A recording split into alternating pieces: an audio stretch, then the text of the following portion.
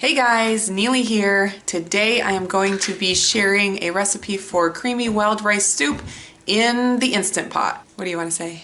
I'm just giving the video of you. You are? I love it when you're in the video with me. And I don't know what to say. Oh, that's all right. I'll do the talking. So the first thing that you're going to do is cook your wild rice. This recipe has the extra step of pre-cooking the rice because it takes longer to cook.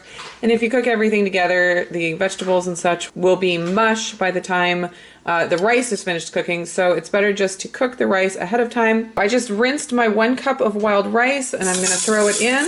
And the ratio for cooking wild rice is 1 cup of rice to 3 cups of water. So I'm going to throw in my 3 cups of water and 1 teaspoon of salt. Now I am going to lock the lid, put it on sealing, and I'm going to cook it on manual for 30 minutes. While my rice is cooking, I'm going to go ahead and get all of my veggies ready so that as soon as the rice is done, I can throw everything in. The rice still has 11 minutes to go, and I'm going to go ahead and add my seasonings to my meat. I have 1 pound of chopped up chicken thighs. You can also use chicken breasts if you desire. I'm going to add 1 teaspoon of salt, half a teaspoon of pepper, 1 teaspoon of garlic powder, 1 teaspoon of onion powder, and 1/4 of a teaspoon of crushed red pepper flakes. My rice finished, and I'm just letting the pressure release for a few minutes, and then I will quick release the rest. Here's what my rice looks like. It still has a lot of liquid, which is typical of wild rice. I'm going to dump the rice into my strainer and drain out the liquid. There's my drained rice, and now all I'm going to do is dump in the rest of the ingredients. I have my meat and spice mixture, about 1.5 cups of diced carrots.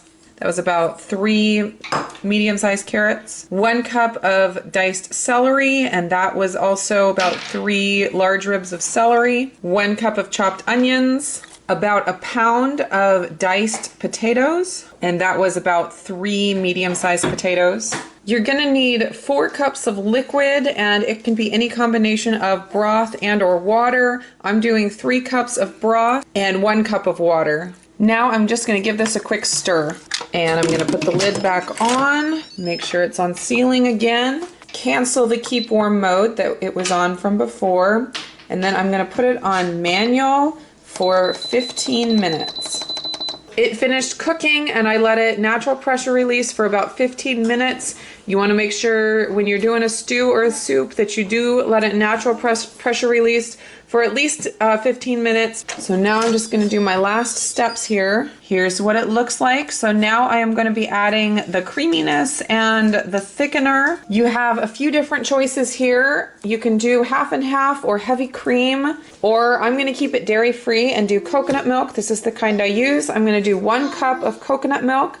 And then for the thickener, I'm using sweet potato flour, but you can also use cornstarch, arrowroot flour, or just regular white flour. So what I'm going to do is just add 2 tablespoons of my sweet potato flour to my 1 cup of coconut milk and get that whisked together. So now I'm just going to turn it on saute mode, and I have this all mixed together here, and I'm going to dump it in and stir it up and see if it gets as thick as I want it to be.